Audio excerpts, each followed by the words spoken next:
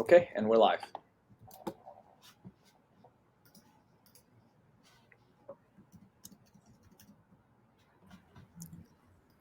Hello, everyone. Welcome. Welcome to our event today, Gaza, Genocide, an Israeli Crime Against Humanity. I'm honored to be here, welcoming you all to what will be surely a rich conversation among our esteemed guests. I'm going to begin with a land acknowledgement. I'll do some thank yous and introductions, and then I'll pass it on to our speakers.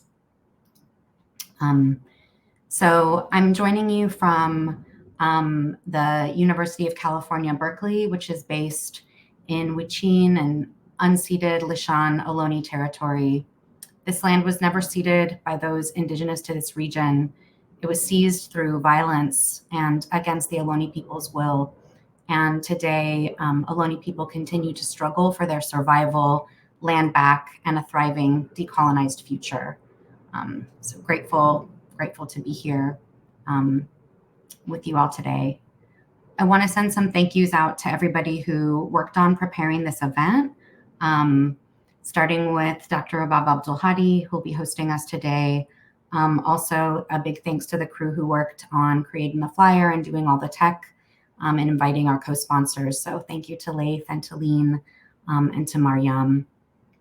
I want to take a moment just to thank the many co-sponsors of this event, which was sponsored first by California Scholars for Academic Freedom, also Teaching Palestine, the Palestine Arab and Muslim Caucus of the California Faculty Association, AMED, or the Arab Muslim Ethnicities and Diasporas Program at San Francisco State University, JVP National, that's Jewish Voice for Peace National, and also Jewish Voice for Peace Bay Area, the Right to Education Campaign of Birzeit University, the Euromed Human Rights Monitor, and Students for Justice in Palestine National.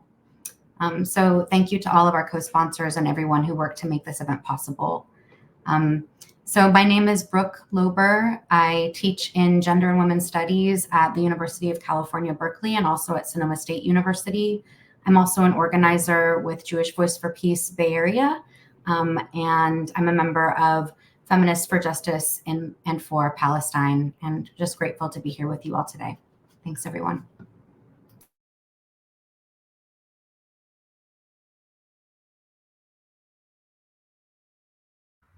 Thank you, Dr. Brooke, and thank you to everybody. My name is Lean, and I've been interning with Teaching Palestine with Dr. Abdulhadi for about a year now. I'm very honored to be here with everyone and to learn today.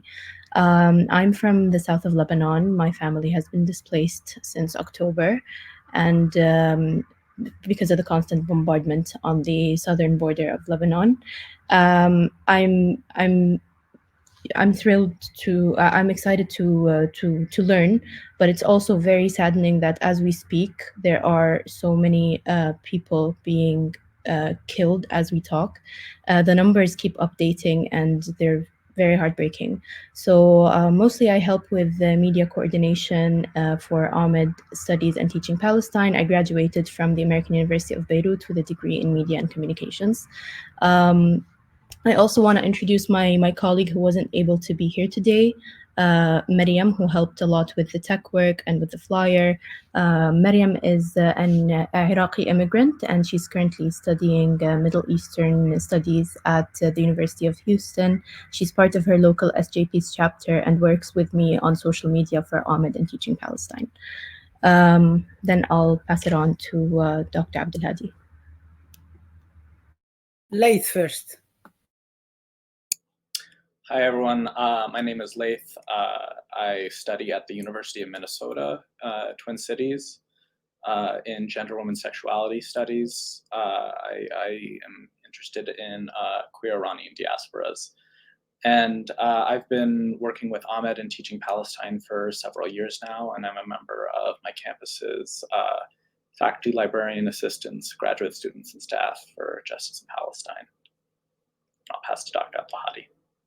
Yes, I'm Rabab Abdul Hadi. I direct the Arab and Muslim Ethnicity and Diaspora Studies program at San Francisco State University, which also sits on unceded Aloni people's indigenous land, just like Palestine. And I direct Teaching Palestine. I am on the executive committee of California Scholars for Academic Freedom. I was one of the co-founders of the Palestine Arab Muslim Caucus in California Faculty Association. I work with my colleague Dr. Lorbar in Feminists for Justice in and for Palestine, and I am on the board of directors for Students for Justice in Palestine, and also serve on the U.S. academic campaign for cultural and academic boycott with Dr. Kelly, and I'll pass it on to you to just introduce yourself. To me, okay. So I'm Robin D.G. Kelly, a professor of history here at UCLA. I'm active in our Faculty for Justice in Palestine, US ACB. I'm on the board of Palestine Legal. I don't write directly about Palestine. I have been writing quite a bit with respect to its relationship to both Black solidarity, but also just understanding the character of apartheid there. And, there's a lot to talk about. I'm just honored to be here and share this space, which is historic, even though it is a somber moment. I think the future is open, and I'll just leave it there. And I guess I will pass it on to Noor. Okay. Marhaba, hello everyone. My name is Nouri Younes. I'm Palestinian living in Israel. Today, I am the spokesperson of the Arab Student Movements Union. Originally, I'm from Wadi Ara, close to Haifa, but I've been living in Jaffa in the past 7 years. In previous roles, I was a legislative fellow at the US Congress. I worked at the European Parliament at the Euromed and Middle East Unit.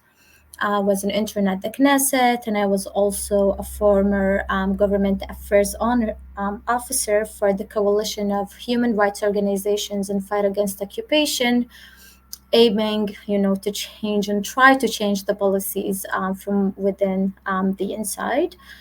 And all of this is basically aiming to raise the voices of the 1.7 Palestinian citizens of Israel that are usually out of the equation and out of the conversation when talking about the Palestinian issues or talking about any kind of a solution for what's happening right now. So I'm here to talk about what the Palestinian students are facing in the Israeli academic institutions. Dr. Eid.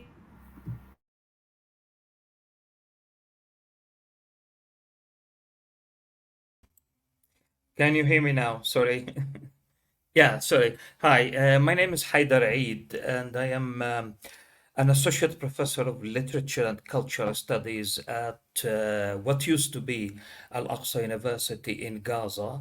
I spent the first 2 months of the genocide in Gaza, and I have been displaced 4 times actually. I lost my flat, I lost everything actually in Gaza on the third day of the genocide, and I had to move twice in Gaza itself. And now I'm talking to you from South Africa. I was evacuated with my family to South Africa on the 5th of December by the South African embassies in Ramallah and in Cairo. And I will talk about my experience, in fact, my personal experience going through the horrific genocide in Gaza. And I'll talk about the colleagues and students and friends whom I have lost as a result of the Israeli genocide in Gaza. But I'm also a member of the Palestinian Campaign for the Academic and Cultural Boycott of Israel, PACB, and I am a co-founder of the Boycott National Committee, the BDS movement in Gaza, and the National BDS campaign in Palestine. And I'm also co-founder of the One State campaign. Thank you. Thank you. We are waiting for the other participants in the panel. So we have Fayrouz Salame from Birzeit University, who appeared on the screen and then disappeared. So we think it's a connection problem. We also are expecting attorney Ahmed Abu Fool from Al Haq, who is going to be joining us from European Parliament in Brussels. He's just going to the hotel for sound, and we are now already have Professor Richard Falk with us. Professor Falk, people are just introducing themselves, just going a round of introductions. So maybe you can just introduce yourself while Fayrouz and Ahmed appear. Go ahead.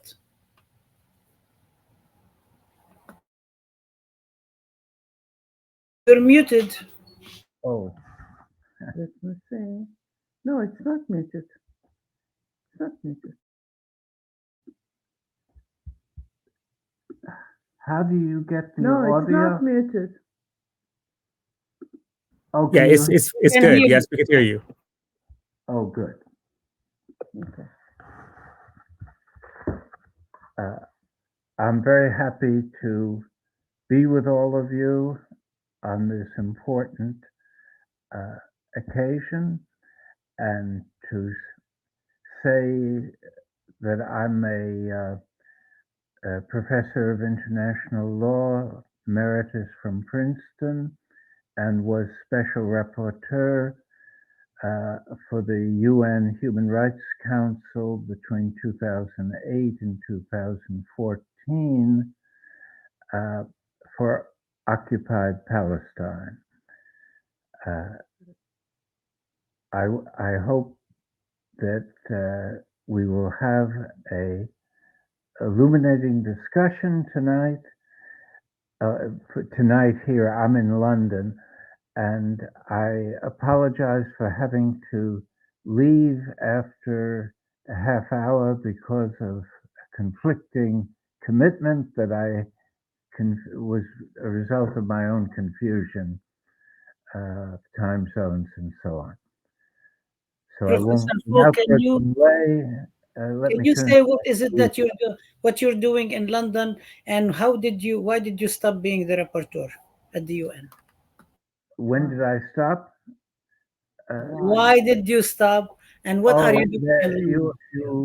The typical term for UN special rapporteurs is 6 years, 2 3-year terms, and I was frequently criticized by Zionist groups during that period, but it was a valuable experience because that gave me a really deeper understanding of what the Palestinian ordeal was and how it was evolving, even though Israel detained me in a prison the first time I tried to enter the country in my UN role.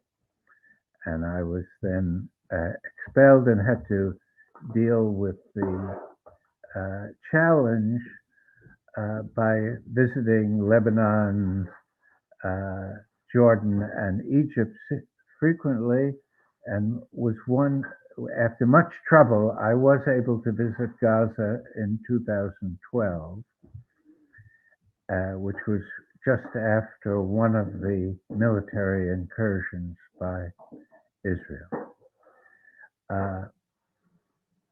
I'm here in London to take part in a conference that I organized with Ahmet Davutoglu, the former Prime Minister of Turkey, on the crime of genocide and how ordinary people in civil society throughout the world can take responsibility and seize the opportunity provided by the ICJ judgment to make a difference and to do more than talk and to explore the possibilities for effective solidarity initiatives. Thank you, Professor Folk. And because you have to leave to go for your organizing meeting, we're going to have you speak first. But before we would like to have our next guest, Fairuz Salame. Introduce yourself, Fairuz. You were just able to connect. So what we're doing now is everybody's just introducing themselves, just doing a brief introduction. For the first round, we will have some questions and we will go into the presentations. So please go ahead. Yeah. Hi, everybody. I hope you are all going well. My name is Fairuz Salama, and I'm a student at Birzeit University. I finish BA in Geography minor, Political Science and International Relation. Currently, I'm a student in MA in Israeli Studies, and I'm a volunteer in the Right to Education campaign. I was arrested in 16th of November, and later we are released by exchange deal. And I'm here today to talk about the violence of the I'm here today to talk about the violence of Israeli occupation in education in our contact in Palestine, in Birzeit University especially, and another university in the West Bank. Thank you so much, Fairuz. I'm just going to ask some of you, Dr. Attorney Ahmed Abu Foul is going to be joining us. He's actually just having a hard time connecting. So I would just some of the questions, just to start with Noor, where are you from? Where do you live in Palestine? Where is your village? Robin Kelly, what's the DJ stand for? And we'll come back to the rest of it. Go ahead, Noor. Yeah. Yeah, so originally I'm from Wadi Ara, from Arara, which is a small village near Haifa district, and currently I'm living in Jaffa in the past few years. Dr. Kelly? Yeah, so right. And So where are you from? okay. Well, I'm from Harlem, from New York. And the D is for Davis, which is my grandfather's name, although I usually tell people it's from Miles Davis, but it doesn't matter. The G is for Gibran, Khalil Gibran. My mother had read the Prophet and gave me that middle name. So I always use my middle initials. Thank you. Fairuz, can you tell us where you're from and where you're living? Yes, of course. I'm from Anata village. It's near Jerusalem city, but we are not allowed to enter Jerusalem because we are surrounded by the separated wall, and we don't have the ID. We have the green ID, so we cannot enter Jerusalem or any cities like Haifa, Yafa, Akka until we have the permission, and we don't have this permission, of course. And right now I'm living in Birzeit town. Professor Folk, where are you from?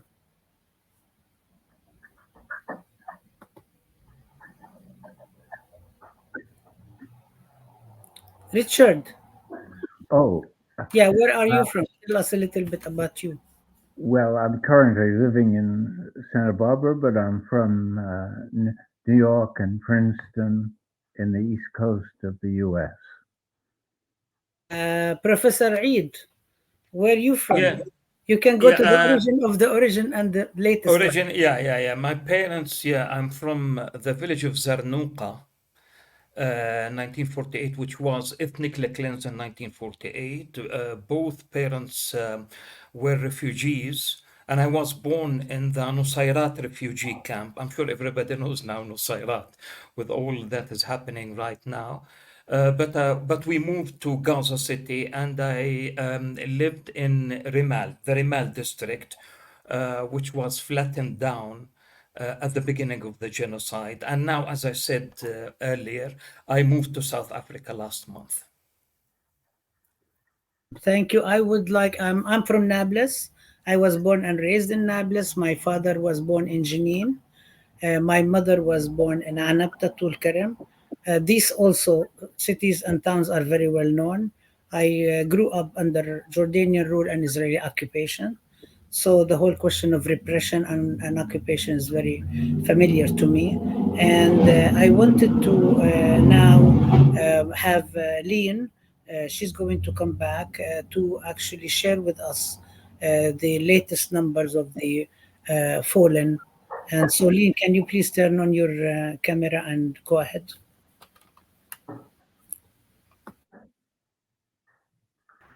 Thank you, Dr. Abdulhadi. So I'm going to present the figures, the most updated figures as of January 30 by the Palestinian Health Ministry in Gaza with the numbers. So just excuse me while I share. And if I can ask everybody while the slide is being shared to take a moment of silence in honor of all the martyrs who have fallen in Palestine and throughout the world for justice. And everybody who's injured, we hope that they will heal. Everybody who's displaced, we hope that they will just get back to their homes and the homes of their homes. Everybody whose home has been destroyed to be built, and everybody who's sick to be able to get the health needs that they need, and everybody who's deprived of self determination, who's under occupation, to be able to realize freedom and justice. So let's take a moment of silence.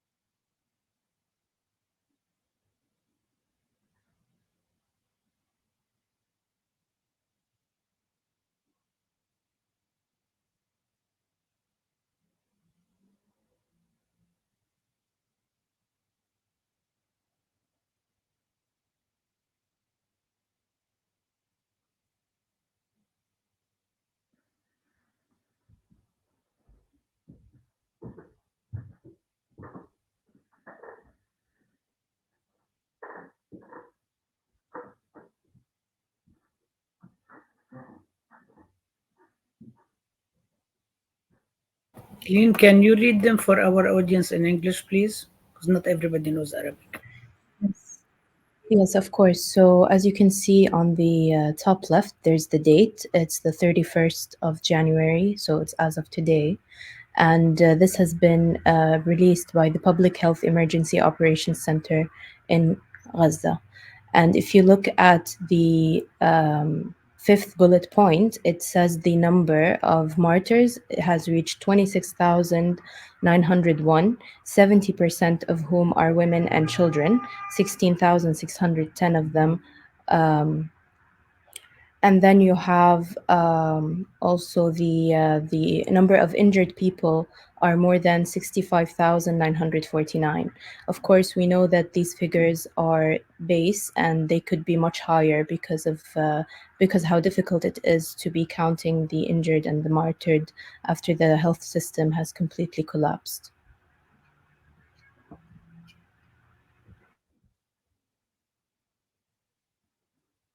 As you know, that this is just part of the situation, that we don't even have time to get into all of it, but it gives you an idea what a disastrous human catastrophe that we will be discussing, why we claim it's genocide and why we argue that it's a crime against humanity. So before we go into that, I would like to just go again and say that this program, this webinar, Open Classroom, is organized, initiated by California Scholars for Academic Freedom.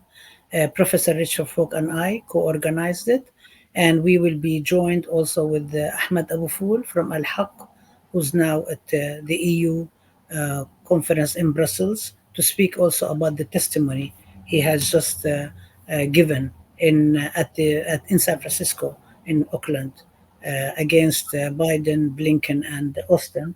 And but we started this. We decided to do this as part of an educational teaching continuing, because all our members are educators, scholars, and the California Scholars for Academic Freedom. We are very much concerned with what's going on, and we concern ourselves, of course, with education, but also with the conditions that surround education. Several other groups that we've mentioned have come together and are, each one of them in its own right, is doing all sorts of work. And when we have a chance, maybe we will share more about each group so people will know. Some groups are represented here and they will be able to speak about it. Some groups who are not, we will do it, or we'll do it later on. This is also part of open classrooms for the Ahmed studies and for teaching Palestine, that we will be doing more. So we're hoping that you will be able to join us more. On February 8th, the PAM caucus is organizing a teaching that we are joining, and I will maybe ask my colleague, Professor Lorber, to speak a little bit about it, because we're part of that committee. But before I do that, I wanted to actually call on Professor Falk, because he has to go back to the organizing conference, organizing the world to change the world. So if you would like to make your intervention now, and then we will go around and also hear from everybody else. So go ahead, Professor Falk. Thanks so much, Rabah. And again, my apologies for having to leave. This is a very momentous moment in this long, horrible period of genocidal action against the Palestinian people. The momentous decision of the International Court of Justice a few days ago was a great moment for the court, because it showed that the judges, the great majority of the judges, followed law and justice rather than the flag of their country. And many people didn't expect, for instance, the US president of the court to side with the Palestinian application presented by South Africa for provisional measures. So it was a moment that one can take pride in this institution as standing above geopolitics. At the same time, it illuminates the frustration of not being able to implement the law, at least through the typical institutions of authority, either governmental or institutional. The UN has proved helpless, paralyzed by the US use of the veto, and Israel has been consistently defiant toward international obligations that go against their strategic and territorial ambitions. So the question, you have a clarity of law, but you have a crisis of implementation. And what the moment emphasizes is the responsibility and opportunity for civil society activism to change the balance of forces sufficiently so that governments are compelled to take action that will at last bring this genocidal onslaught to an end. And it's a critical moment in the genocide because of the growing threat of starvation, mass starvation, and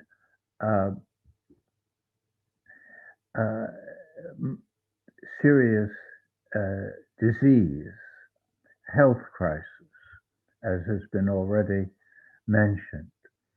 And one would say that already these casualty figures, if adjusted for the population of, let's say, the United States, would be in the millions. The death total is really the equivalent of 5 to 6 million Americans. So one doesn't get the full magnitude of what this has done to a coherent population group until one understands that the intensity of this cruelly proclaimed genocide. And I would just say, in bringing my remarks to an end, that international law could not be clearer that this is genocide. And the frustration of the legal process is that what was decided in The Hague was just the provisional measures. And what the eyes and ears of the world know without any further action by the tribunal is that this is the most transparent genocide in human history. Never before have the atrocities been disclosed in real time on a day-by-day basis.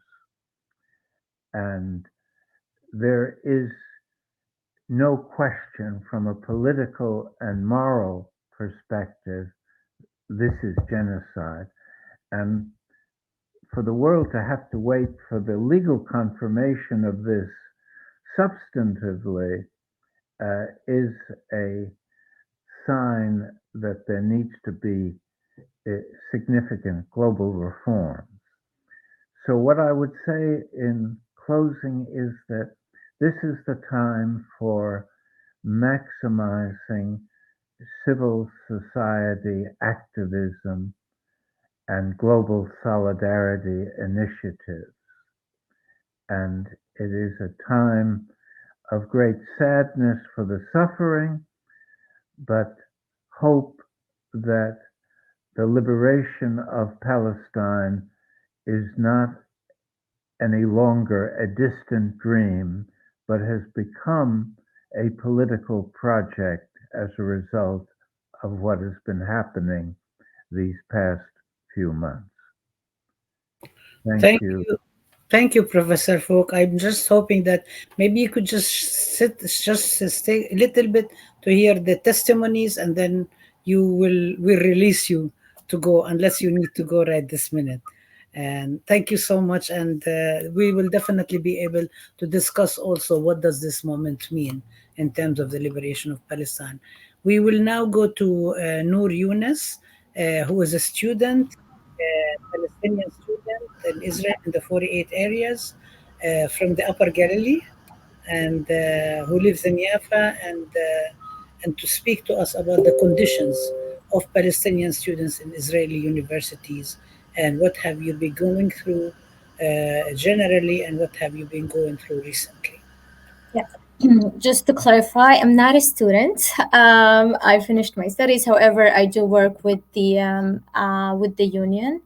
So I'll give you more background of what is happening right now and what are the challenges that are faced by the Palestinian students right now in the Israeli academic institutions.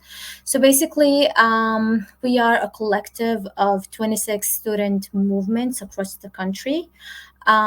We decided to be united right now just after the 7th of October event because of the collective challenges that are facing the students across the country. So I'm here to talk about the persecution of the Palestinian students inside the Israeli academic institutions. Basically, since the 7th of October, there was an alarming surge of persecution happening against our students. Disturbing incidents of intrusive surveillance on social media, accusations of incitements, even alleged ties to terrorist organizations. There was even subsequent legal and disciplinary actions initiated by Israeli academic institutions against their own students. Now, it's important to highlight that, using the Israeli terminology, that almost every year right now we have some kind of operation against Gaza. But this was the first time that the academic institutions took the matter into their own hands.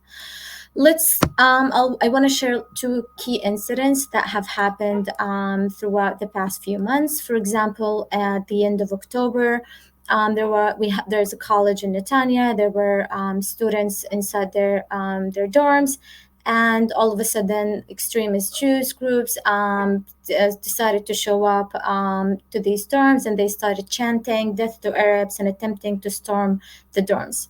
Now, this incident basically put the lives of dozens of students that were basically sheltered inside their dorms because they were afraid to go outside.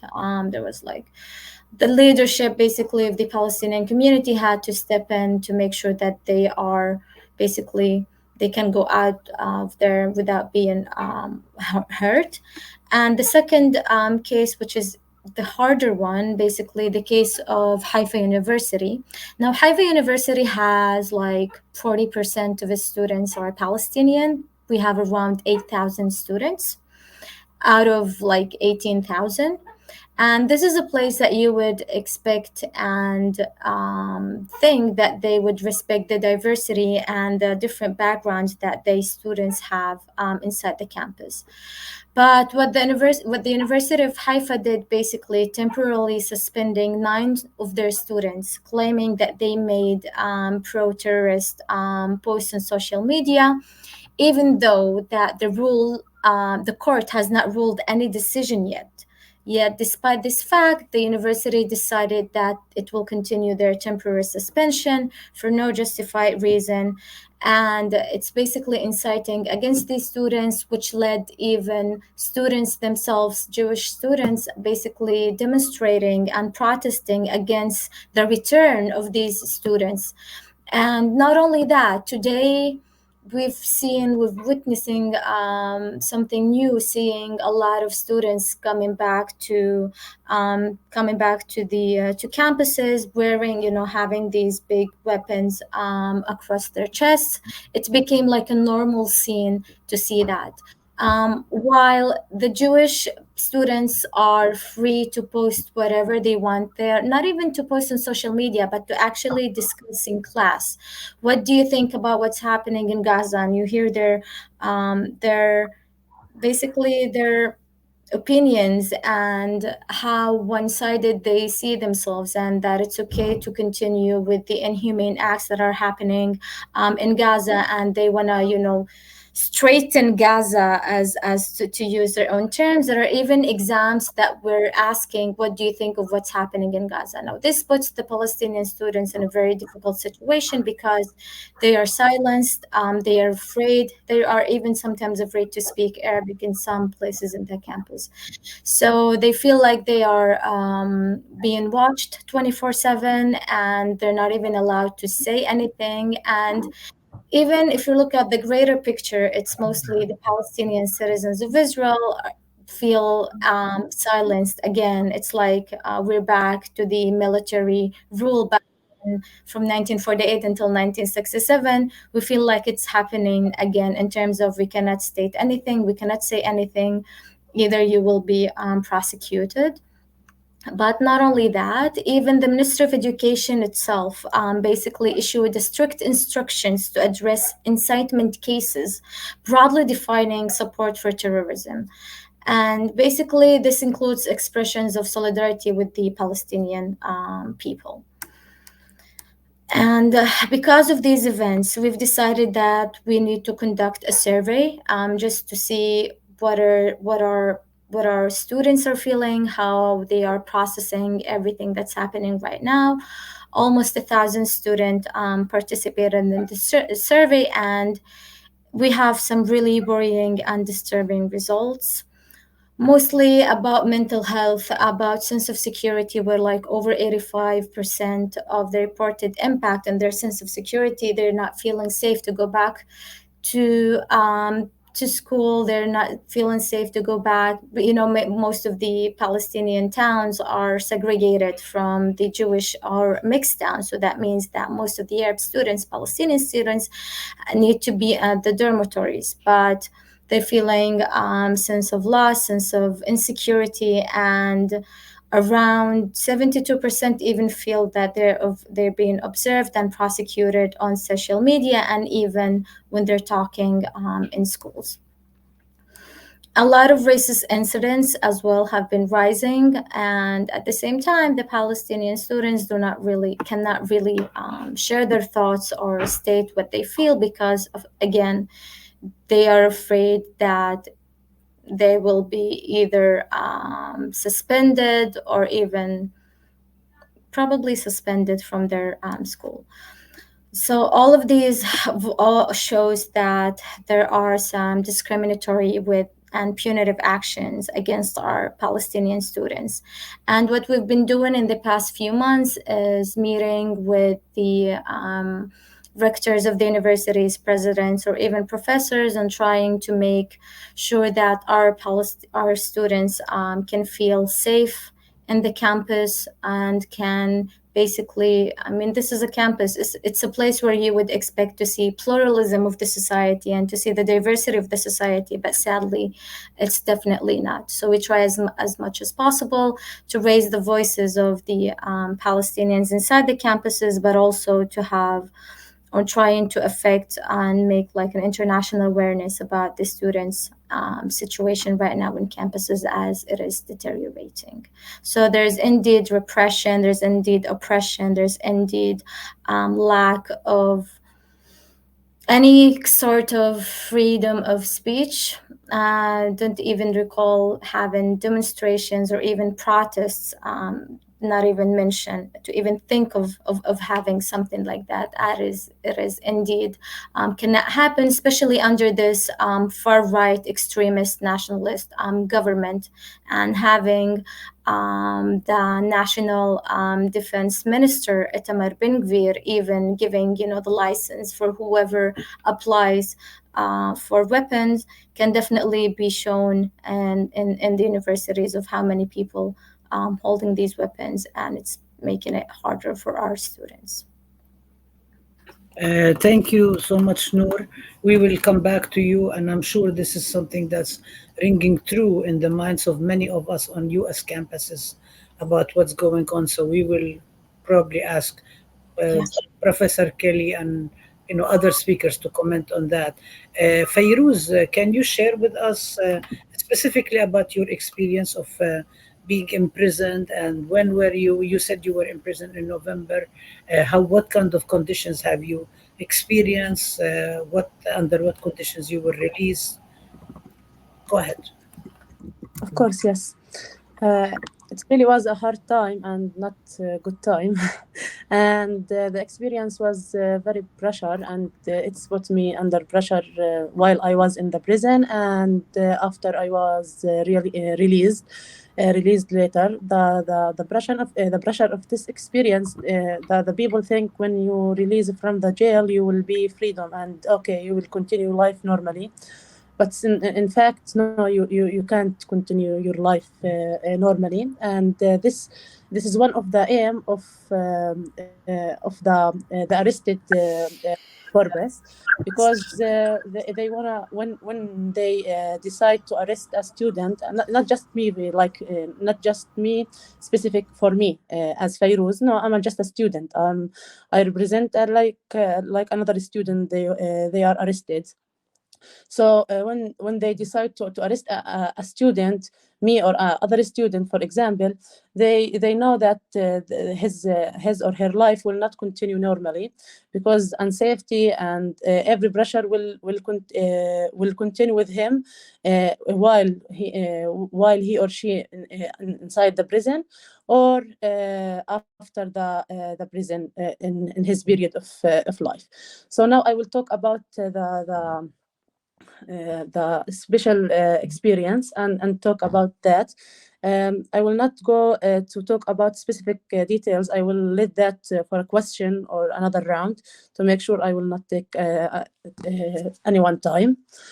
When I was arrested, I later realized that the purpose of it was to investigate with me. And not to send me to Damoun prison immediately. Therefore, when I entered the first room, my eye was closed, and my hand was tied by handcuffed.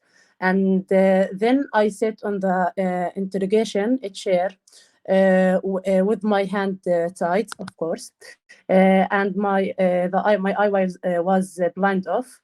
Then they come and remove and take it off and let me see them, the investigator. And the investigator responsible here for me and introduce herself like an Israeli investigator, and she will be the person who will be in my file, and she will investigate with me like the main investigator, because when I was in the investigator, I will not spend all my time just with one investigator. It was a group of them, each day with someone of them. After this first session of investigator, another session continue, and in this point I want to mention that when I was in Ofar prison, not with the other female Palestinian prisoner in Damoun, and I was alone in Ofar. And I spent all my time between the jail in Ofar and the room of investigator inside, of course, Ofar. Okay, the first investigation session provided to me with an introduction to thinking that reminded me the present with me as my experience. I lived until the last day of the investigation, namely my presence in the investigation as an individual who is treated as a case of research and experimentation and examination. This investigation aims to humiliate us as a Palestinian and humiliate us you as an individual person, and search for all of your weakness and your strength point to torture you and humiliate you.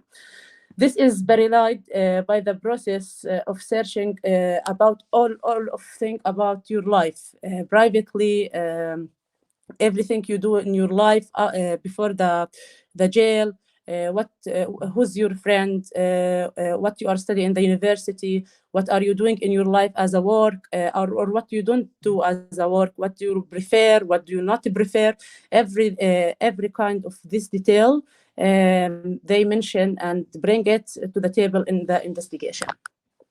However, my realization of this made me return to my memory while I was in prison to the meaning of the individual and his value as a human being.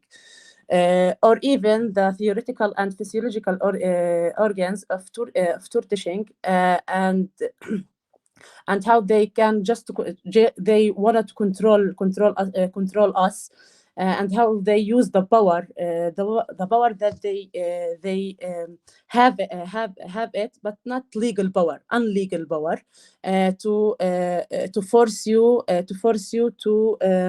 to talk what they want you to talk, not the reality and the fact of the political context that we live.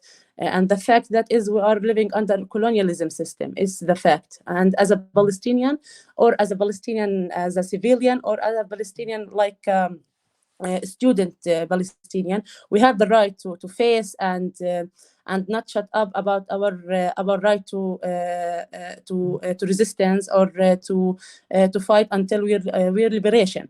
This fact they don't mean they in investigation they don't understand this fact, or to be specific, they not they does not understand it. No, they understand it, but they hide it to just create a new contact to make your pressure and to make anything they will do like torturing it's legal. They just hide the fact to explain what they talk, what they do, and anything they want. So that's about like just general what I live in the experience. So I don't know. You want me to continue about the right to education now, or no? Let's maybe come back to this.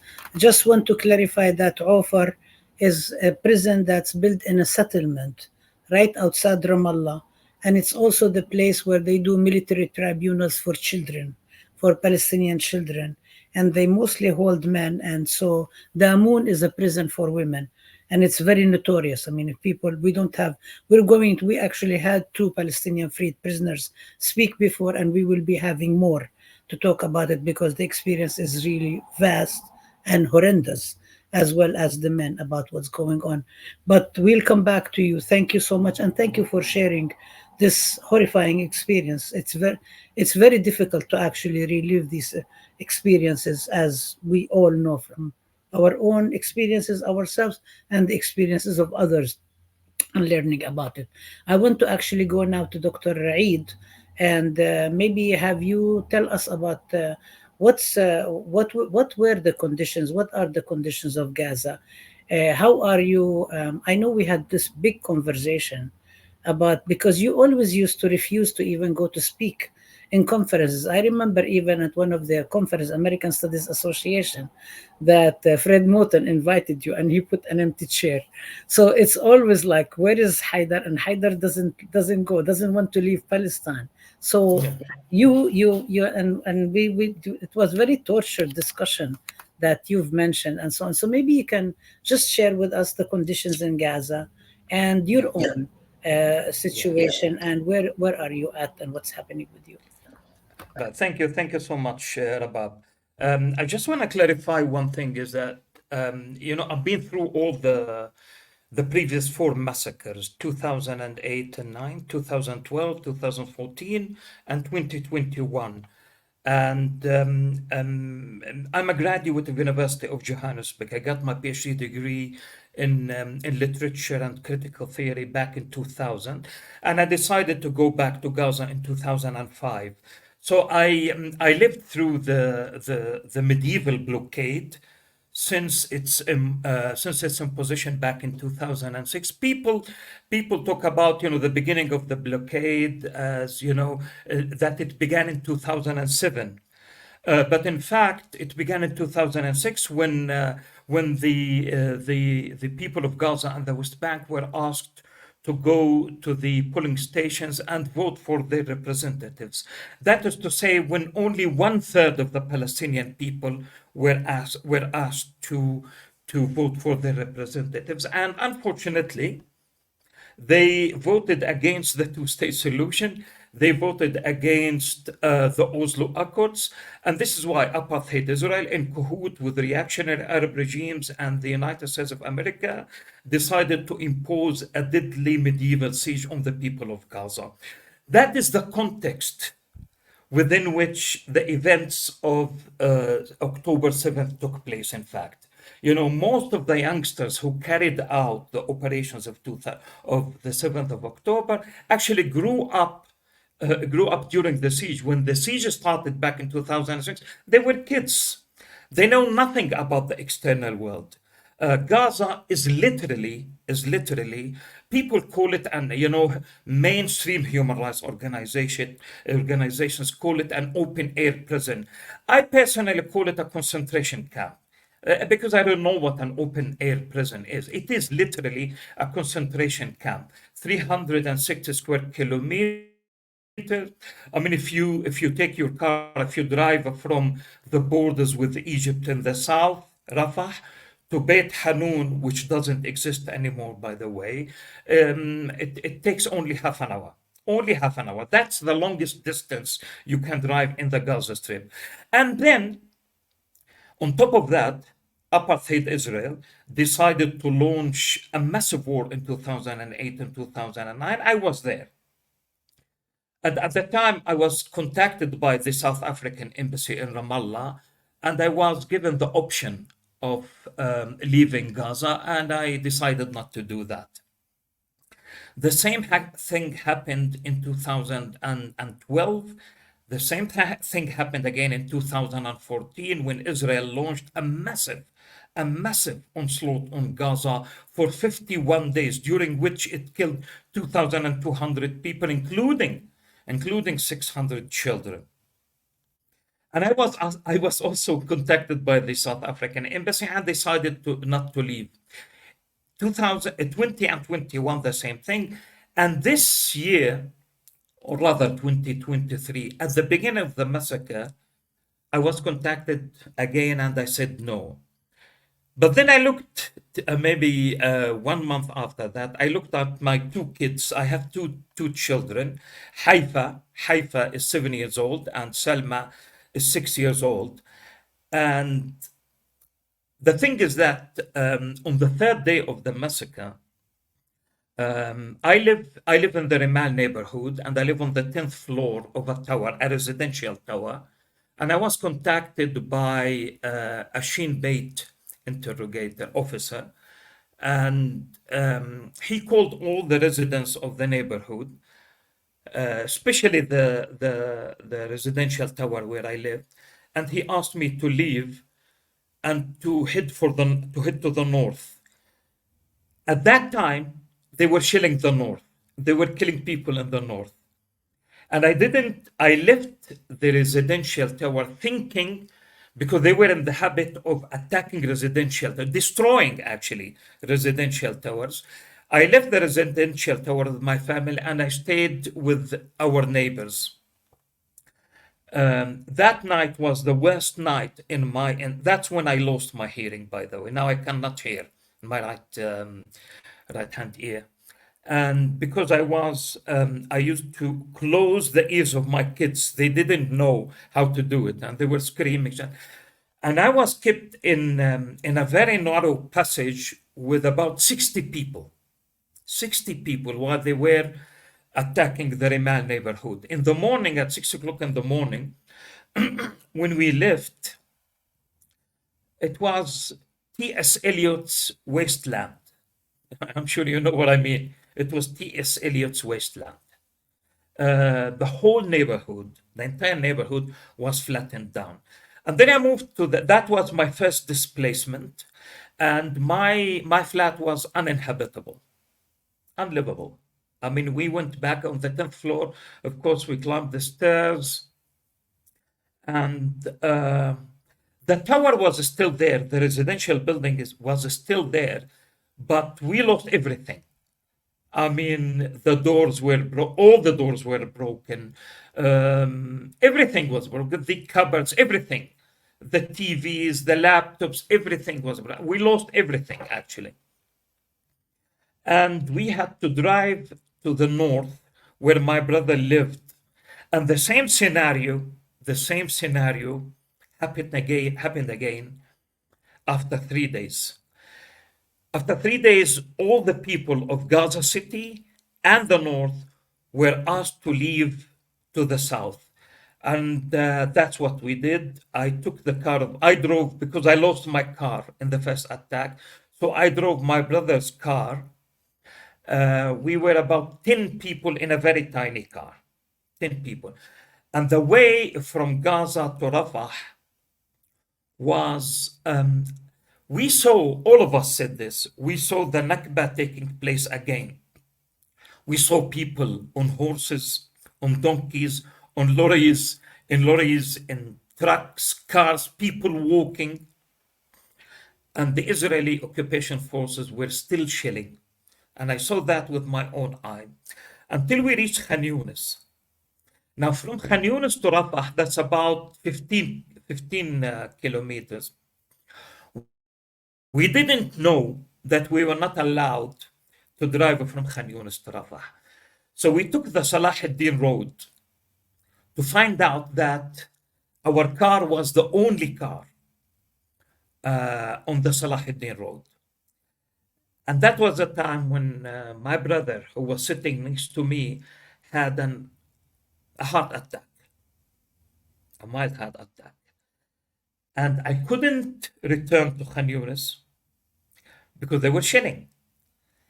And all the family was inside the car. My own family, my brother's family, everybody. We're about 10 people actually. And then I had to press on the accelerator, not knowing whether we were going to be killed or not, because we had the only car on the Salah ad-Din road. But anyway, we reached safely. Just to find out afterwards that that day I had lost two of my colleagues in the English department, literature department.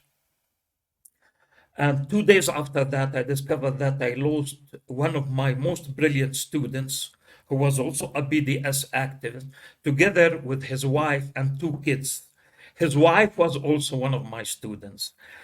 We stayed in Rafah. That was my third displacement. And that was the time when the South African embassy contacted me again, and we decided to leave because of my kids. I mean, they couldn't take it. We couldn't, some nights we couldn't find food and clean water to feed them. And they would ask for food, and will we have money? But there was no food to buy, and there was no clean water to buy. All foreigners were allowed to leave, and South African citizens, luckily I have a South African citizenship, were left until the end. So 9,000 foreign nationals were allowed to leave, and South Africans were never given that permission because of the stance taken by the South African government at the time. Luckily, nothing to do with the ICJ. Otherwise, we would have never been allowed to leave Gaza. And we left Gaza on the 4th of December. That's to say 2 months after the beginning of the genocide. And I think it's enough just to tell you this testimony. Unfortunately, I'm not in the mood at all, because today I just discovered that I had lost one of my very close friends, Dr. Sami Khalaf. He died in Deir al-Balah. And I was calling him, for the last month, I was calling him and I couldn't get hold of him. And I thought it was because of the signal, only to discover today that actually he died of a heart attack on the 22nd of December. And I just found out today. Thank you so much for listening to me. Allah yarhamu, our Allah condolences. yarhamu. Allah yarhamu. Thank you. I actually understand, because even from here, I remember for the 4 days I was trying to get a hold of you and you weren't answering. I'm just like, Mishan Allah, Haidar, just tell me you're alive, because every single time we see names of families, and I'm just really scared to ask people and say, I saw this name of the family being bombed. I hope it is not. And then people will say, I'm really sorry to say, yes, I lost 12. I lost 50. It's, and I don't think anybody who has not lived, even those of us who are outside can't even imagine what it's like inside. But I wanted to actually maybe kind of like pivot a little bit and go to kind of maybe you are in South Africa. And by the way, the first time I heard of you is when you wrote that letter to Nadine Gordimer. Oh, yes. Wow, that was about 50 years ago, I think. Yes, I saw that, and this is really amazing, because I was very, very troubled by the so-called liberals in the South Africa who always claim that they suffered the same fate as the South African blacks, and then they were just the same way. And then there was the whole discussion of the white apology, and they refused and they said we're not responsible. And then she went and she celebrated Israel's 60th birthday, which is the 60th anniversary of Nakba. And I remember that very, very strong letter that you sent, and I actually assigned it on my syllabi so students can actually see and understand the connection. So it's really, I mean, I'm glad that you are safe and sound. We cannot say that for the rest of the people, but we save who we can. But I wanted to maybe pivot and go to Robin and ask Robin to maybe speak about the whole, comment. I mean, you you're one of us, kind of like you're part of these communities that's suffering today, suffering tomorrow. It's always hitting us in one way or the other. And also, maybe you also wanted to speak a little bit about South Africa. Why South Africa in particular? We'll come back to Haider, and also I wanted to hear from Noor about what's happening with the militarization of the Israeli universities, and from Fairuz about the right to education. So we're going. So, Robin, please go ahead. Right. Well, thank you so much for Bob. I mean, Haider's story is all the evidence you need for genocide. I mean, you don't need to say anything else. And my condolences. There are two things I want to quickly address. One is this unique relationship, which you actually ended with, between South Africa, Israel, and the United States. But then just very briefly around the question that I'm responsible for, which is U.S. complicity in the genocide. So briefly, I think there's a kind of poetic justice to South Africa taking the case before the ICJ. And it's not just because the ANC and the Palestine Liberation Movement has had relationships. That we know, and that's definitely true, and that's a really important factor.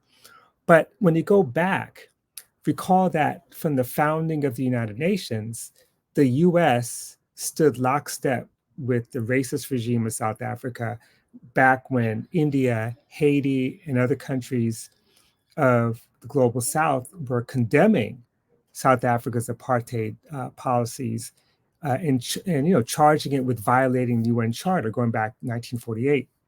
And of course, the US, UK, Belgium, Canada, New Zealand, they all voted with South Africa or abstained.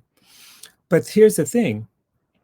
What we know is that the leaders of the National Party, the Afrikaner National Party, who assumed power in South Africa in 1948, were Nazis.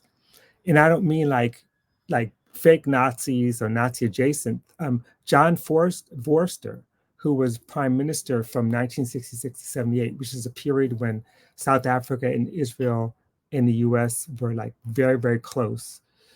He declared in 1942, he says, no, we stand for Christian nationalism, which is an ally of National Socialism.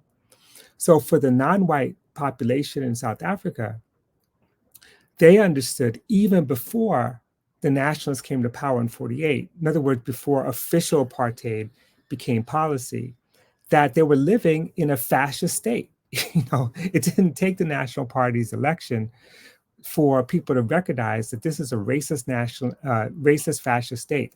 And so this is really extraordinary statement that the non-European unity movement put out in 1945 from Cape Town. I just want to read parts of it because you could just change the names of the names of the nations, and it's basically Israel. But the statement states, again, this is 1945, from the foregoing, it is clear that the non-Europeans of South Africa live and suffer under a tyranny very little different from Nazism.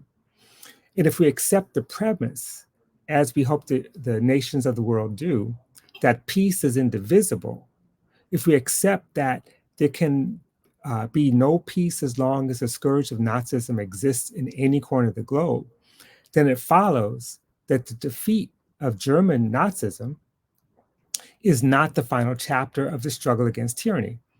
To us, it's ludicrous that the same South African Herrenvolk should speak abroad of a new beginning, of shaping a new world order, whereas in actuality, all they wish is the retention of the present tyranny in South Africa and its extension to new territories.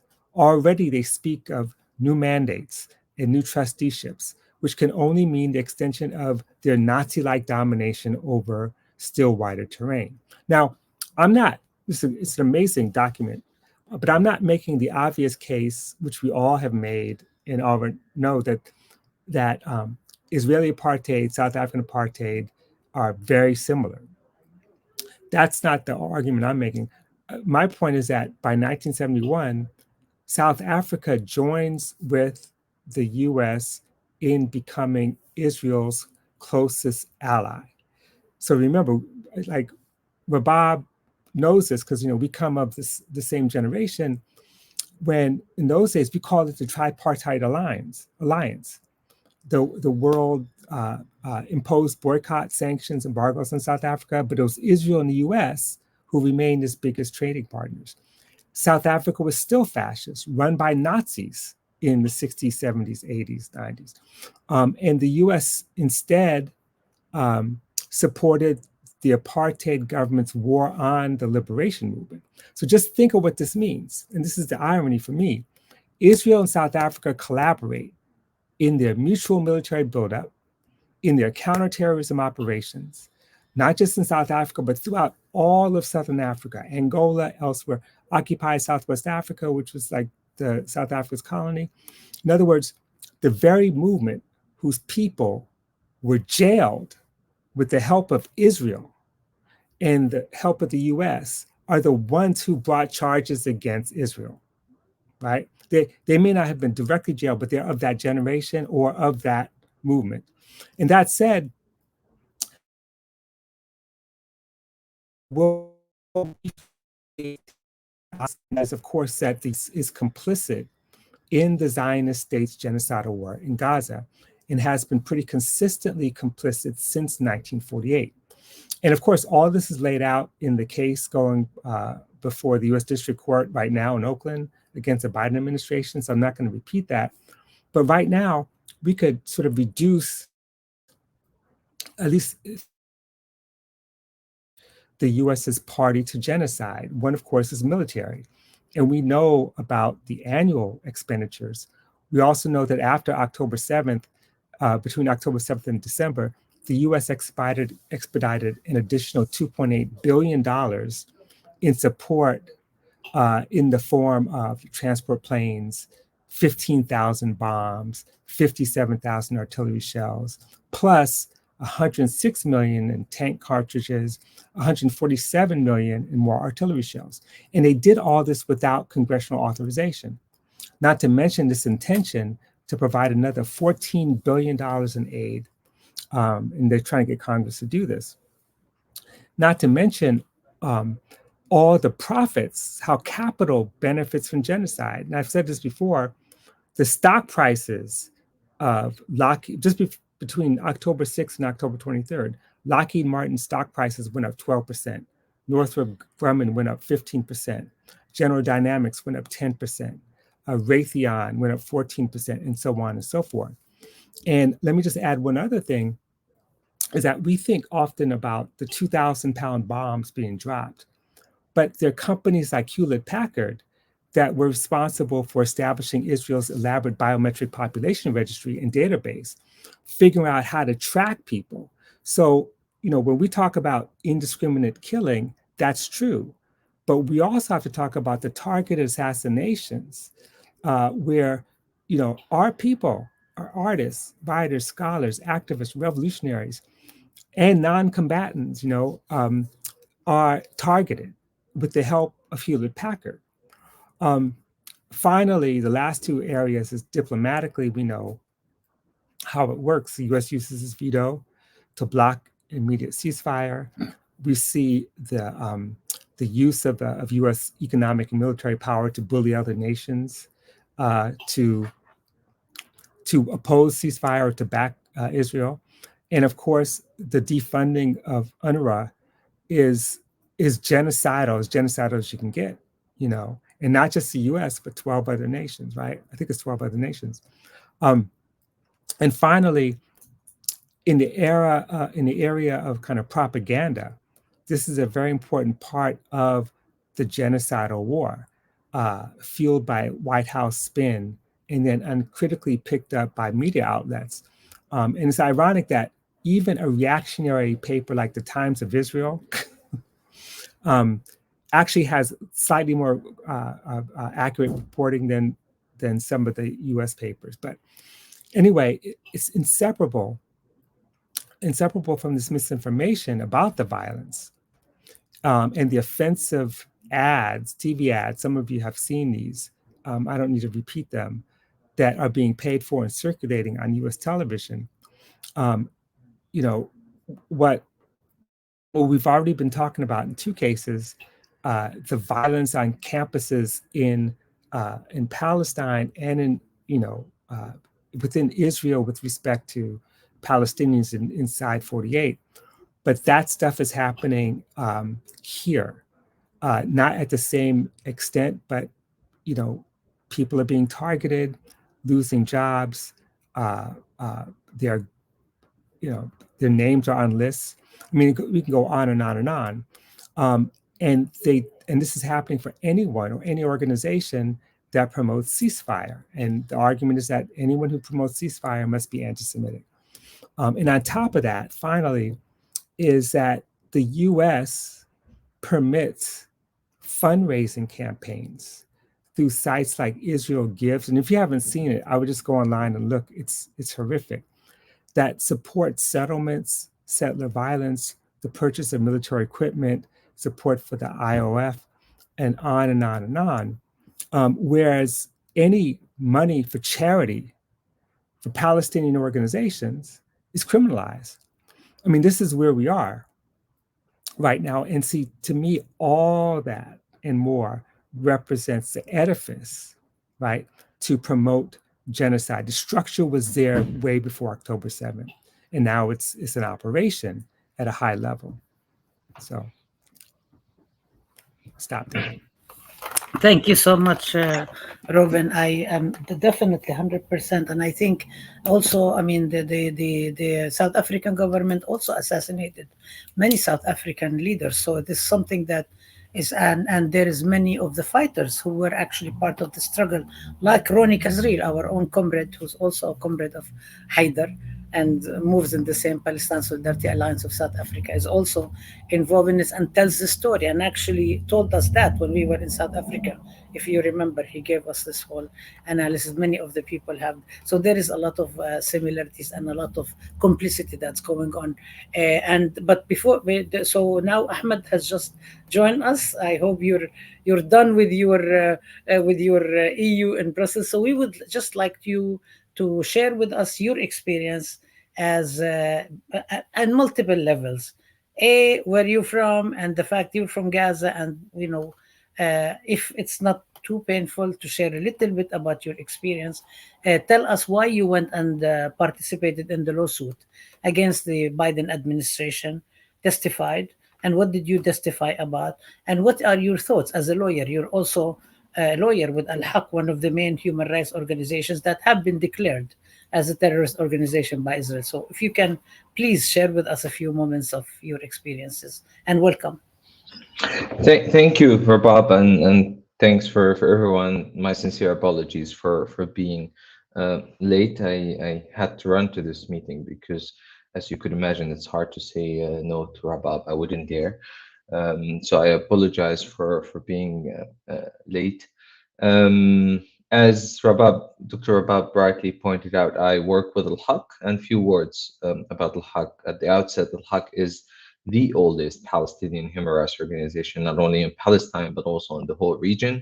It was established in 1979 by a group of Palestinian lawyers who noticed that several Israeli violations, actually numerous violations, go unnoticed and undocumented. And the whole idea of the organization was to preserve evidence and document violations irrespective of the perpetrator or the victim, as long as they're within our mandate, to ensure, hopefully, when these victims would see justice, we'll be ready with the requisite documentation to prevent, to whatever mechanism will step in and provide justice. And we do that by way of advocacy before national and international mechanisms, including the International Criminal Court, the UN, different organs, the ICJ, and many others. Just to give you an idea of how our work has been affected, for the first time in our history, during this genocide, in the very early weeks, we had to announce to our public that we're unable to properly cover the situation in Gaza. This is because our colleagues had to flee for their lives because of in the words of Biden, indiscriminate bombing of civilians and civilian infrastructure. And something I like to mention here, and I mentioned also in the court, is that this wasn't an easy decision to make. As a matter of fact, at Al-Haq, we have a tradition of making these decisions together. So I remember that meeting very well. At this stage, we had to choose between documenting whatever we can of human rights violations and possible war crimes and crimes against humanity, and the safety, the very safety of our colleagues. So it was about survival rather than delivering on our mandate. And the collective decision was taken together that they should ensure their own safety, try to protect themselves and their families. Unfortunately, this didn't happen because, as you know, there's nowhere in Gaza that is safe. So my colleagues Tariq and Muhammad lost their homes, were destroyed. Some of them lost family members. One of my colleagues, his sister was critically injured. 3 of her children were killed. I was also affected myself, and this was part of my testimony. Just to give an idea, I provided this testimony in a way in 3 hats. So I was representing the organization to show the harm that has been caused to Al-Haq as a human rights organization, but also as an international law practitioner, so as an expert in international criminal law, but also as someone who was affected personally. For those who don't know, I lost family members too, over 60 from my father's side, including my eldest uncle, some of my cousins and their children, many of whom remain under the rubble, and many are missing. We don't know if they're alive or not, presumed dead. From my mother's side, over 22 persons were killed. Some are missing, including my mother's aunt, who's 90 years old, that went missing in the north, and nobody knows if she's alive or not. To give you an idea of how the situation is, this is really something like we've never seen before. And when I say we, I'm talking about us as human rights practitioners, people who spend their lives working in this field and in this particular situation. It's quite shocking. We still don't believe that this is happening in 2023, 2024. It's quite a medieval-like siege and crimes that are being committed. And I wouldn't be exaggerated if I told you what you see on TV is only a fraction of what happens on the ground. And I say that because I have access to the documentation from the ground, but I also have firsthand testimonies from my own family who have to manage the liter of water, if they manage to get one, for how many days, and decide how much to drink to survive. For those who don't know, people in Gaza now are even trying to make bread from animal feed. They're eating animal feed. Even the CNN reported today that people in Gaza and the northern part especially are eating grass. In what world do we live in? It's quite unthinkable what's going on in Gaza, and the complicity of some states is not only shocking, it's actually outrageous. The bare minimum in such situation is to call for a ceasefire. It's quite shameful. It's disgraceful on some states that are not calling for a ceasefire, especially the US. The US bears a huge responsibility. If there is any country in the world, if not the only country in the world, that can actually stop this, now, if it decides, it is the United States of America. And this was the reason why we took this case to the court against 3 defendants: President of the United States Joe Biden, Secretary of State Blinken, and Secretary of State Austin. And we took them to court not only for their complicity in this genocide, but also for their failure to prevent this genocide. The US is a signatory to the Genocide Convention. As a matter of fact, it engaged extensively in the drafting of the Genocide Convention. And the Genocide Convention is also part of US law. So they're also in violation of US law. We took this court to the federal court in California, Oakland. I was there a few days ago.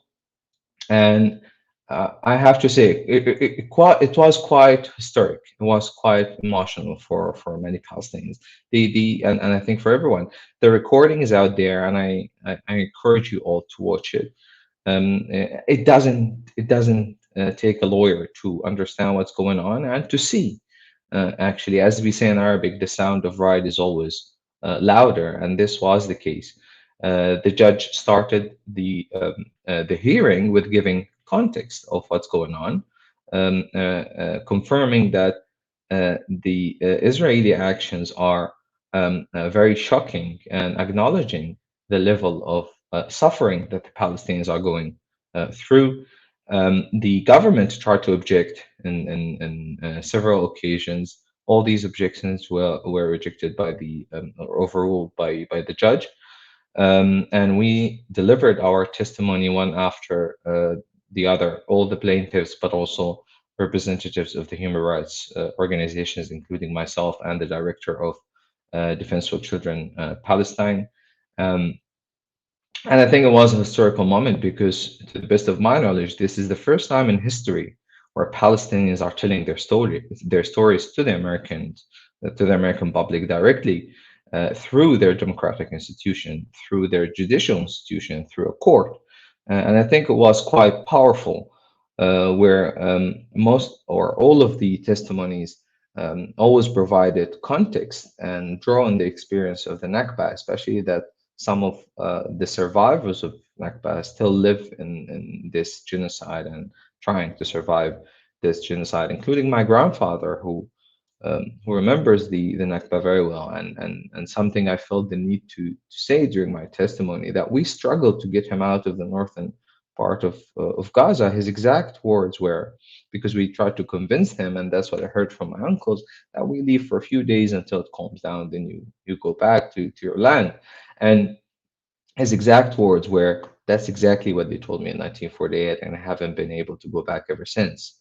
And you see that the Nakba is ongoing, is not only in our lived memory, but actually it is with its transgeneration trauma remains with all of us. So I think it was quite powerful that we hear this narrative, a Palestinian narrative, in a court of law, allowed by a judge.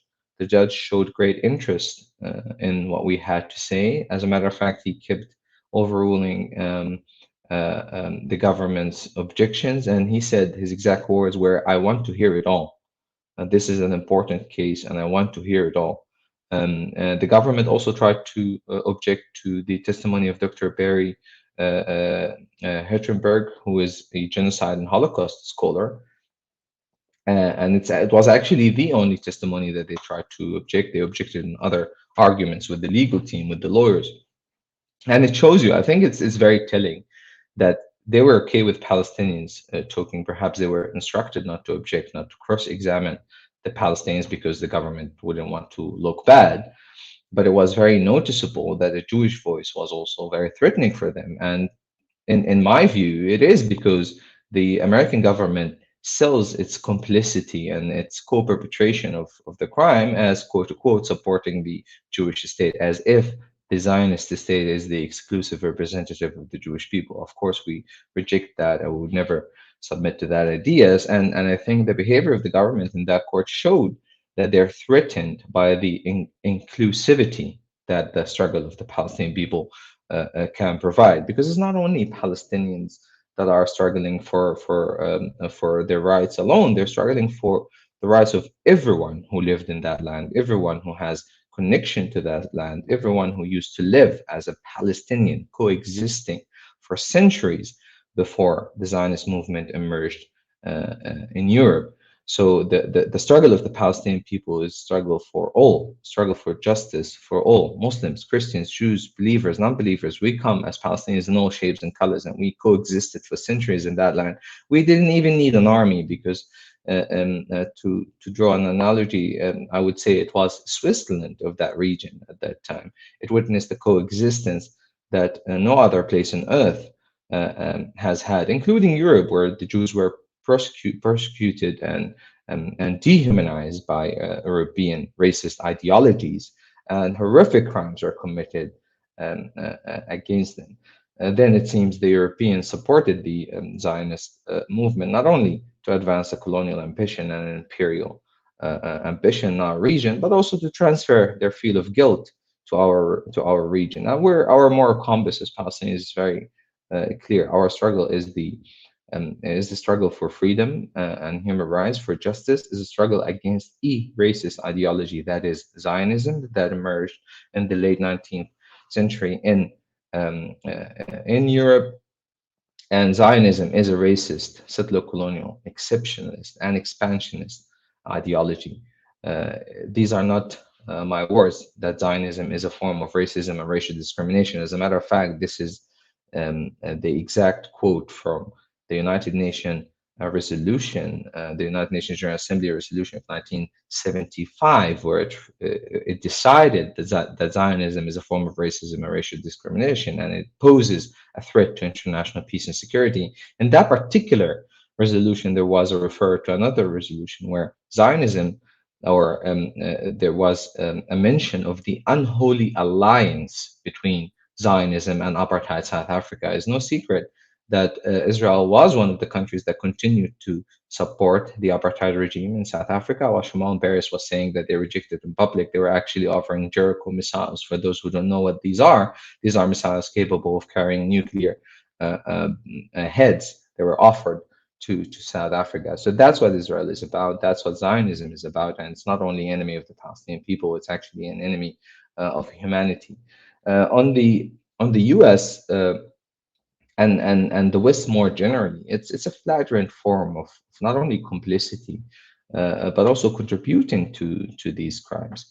And if you allow me, since I spoke about the testimony, a few words on what does this mean, the current situation, not only for Palestinians, because it's about much bigger than that.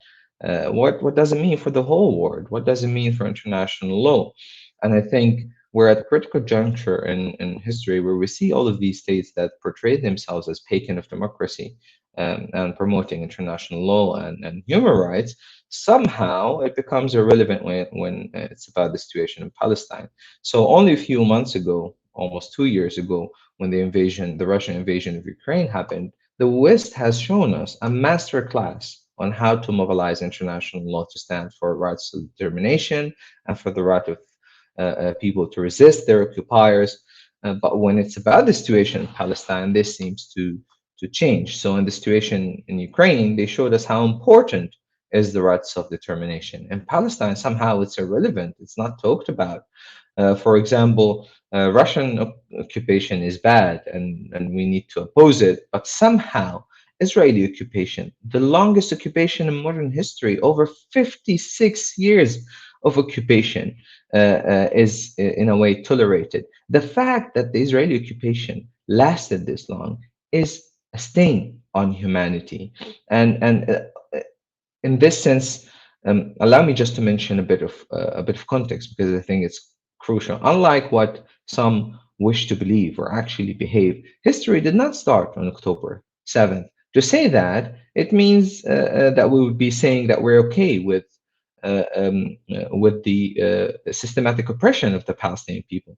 This is indeed the result of 75 years of settler colonialism and apartheid imposed on the Palestinian people as a whole. This is the result, as I said, of 56 years of occupation, the longest in modern history. This is also the result of over 16 years of suffocating military blockade on the Gaza Strip, where 2.3 million Palestinians live in around 365 square meters. This is one of the most densely populated areas in the world. Israel only in the first 3 weeks bombed the Gaza Strip with the equivalent of 2 nuclear bombs like that dropped in Hiroshima. To imagine this in a densely populated area is already outrageous. The fact that this didn't outrage governments around the world and push them to take action. It means not only that our suffering has been normalized, but our very existence is being dehumanized. So the question to our Western colleagues, what is it about us that these same notions that you applied in Ukraine doesn't apply on us? For example, in every statement on Ukraine, you see reference to justice, accountability, the importance of the role of the ICC, the importance of the ICJ. But when it comes to Palestine, these references seem to be absent. Like justice is somehow irrelevant. Like they want to call for peace, absent justice, and they seem to forget the words of actually an American national, the former prosecutor of Nuremberg, Benjamin Franz, who once said, and I quote, "There can be no peace without justice, no justice without law, and no meaningful law without a court to decide what is just and lawful under any given circumstance." End of quote. So I think it's, and I'm concluding, Rabab. I got the point. So I think it's important to know that without justice we will never have peace. And if the West is quite sure about their best ally in our region, or I would say their watchdog in our region, as quote unquote the only democracy in the Middle East, then why the only democracy in the Middle East refuses to go to court as any civilized nation? Why describe the ICC as quote unquote pure anti-Semitism and describe the Palestinians' effort to go to the International Court of Justice as diplomatic terror? I conclude with that Palestinians are not asking for more than human rights. As a matter of fact, I said it before and I say it again. I think the word for long has misunderstood us. We're not even asking. We're entitled to those rights, and we will achieve them, whether Israel, the US, and any other state like it or not. Our oppressors and their allies can have veto wherever they want, including in the Security Council. They shall never have a veto on our humanity. We have something in this world, and we will fight for it. Thank you. Thank you so much, Ahmed. I don't even have the heart to stop any of you. I mean, I'm just want to hear you more and more and more. It's just the problem with everybody says you can't have webinars more than 2 hours. I'm always wondering why is that the case. We can continue learning and chatting and so on, but everybody says do not. People's attention will go. So I'm obeying. I'm just like going along with what the academic norms are, which are quite problematic. I wanted to say that actually I did watch this, and I saw actually the judge saying that this is heart wrenching, and I said, "I see you," and I also saw the U.S. government using technicalities again and again and again, and also trying to stop our comrade Barry from testifying because it actually shows that it is not Palestinians against Jews. I mean, you can always try to do it. So I think I'm just saying all of these things because I want to raise questions to all of you and then have each one of you respond to them. And we will be hosting the people who testified at the CCR. We're going to be hosting every one of you. Hopefully, you'll come again and speak with us because there is always so much more things to discuss. So I would just say is that I want to start with the Fayrouz to maybe tell us about not only right to education, but why is it that you have right to education? And this is because we want to connect it with the whole question of education, because we're on campuses and this is what we're experiencing day in and day out. And we're told that Jewish students, and they say all Jewish students, which is actually not true, but feel uncomfortable whenever there is anybody Palestinian chanting for Palestine. And so including Jewish students like JVP in Colombia. I would like us to discuss the whole question of what does it mean for academic freedom for all of us. I would like Noor to answer. What do you do? Are there? I know that Israeli soldiers go from your universities to fight in Gaza and come back. How does that affect the Palestinian students? And what are you doing about it? And also for everybody who's not who's asking us here in the US to do what we need to do, give us suggestions. I would like Robin to speak about the whole academic freedom and the question of the intimidation, what's happening, and so on. Haider, I'm sure you will have a lot to say also about the connection, not only with South Africa, but with the whole the educational, the culture, the aspect of it. And then I finally would like Brooke to speak about the event that we're having next week, speak about Barry, who is going to be joining us. And I also would really like you to also address, in terms of action, the whole activities that have been happening by Jewish Voice for Peace, If Not Now, IJAN, a whole bunch of Jewish organizations that have been using their privilege, not to say we're uncomfortable when the Palestinians hurt, but to say we hurt with you. So I'm going to open it up to you, and maybe everyone can take a couple of minutes to go over it. So we'll start with Fayrouz, because Fayrouz might be losing your connection. And so we'll go Fayrouz, Noor, Robin, Haidar, Brooke, Ahmed. Go ahead, Fayrouz. Thank you. And I hope not to losing the connection. Sorry about that. Later. When we talk about the education in Palestine, we cannot separate it from the Israeli occupation violence in this talk. And to talk about that specifically, I just wanted to start about the Right to Education campaign in our university. The Right to Education campaign, it documents and follow up on the cases of students arrested through the university lawyer as a legal follow-up, in addition to the media coverage. So we do that as a volunteer in the education campaign, because the number of students they were arrested, it's really increased every time, and in every case we will just face it in West Bank. And after the Battle of Al-Aqsa flood, the ongoing arrested campaign continued like before the battle, because when we talk about the Tufan Al-Aqsa, we don't talk about the situation normally before the war. Because we are living under colonialism system, and this system just their tool and how to kill Palestinian, arrest Palestinian, it's continued with war and without war. Just the shape of the war just may be different, and of course how the world see the war. Okay, and a large group of students active in the student movement was arrested, such as the president of the student council at Birzeit University, Abdel Majid Hassan. The violation of your right to education as a Palestinian student began from the moment of arrest, because you are separated from your educational life, your studies, and your life as well. Here, I would like to point out that targeting students is a part of Israeli policies to destroy the education process and to prevent students from carrying out any activity or interaction with the environment and the contact, especially political contact. They want to just to make a separate between the education and the political of daily life.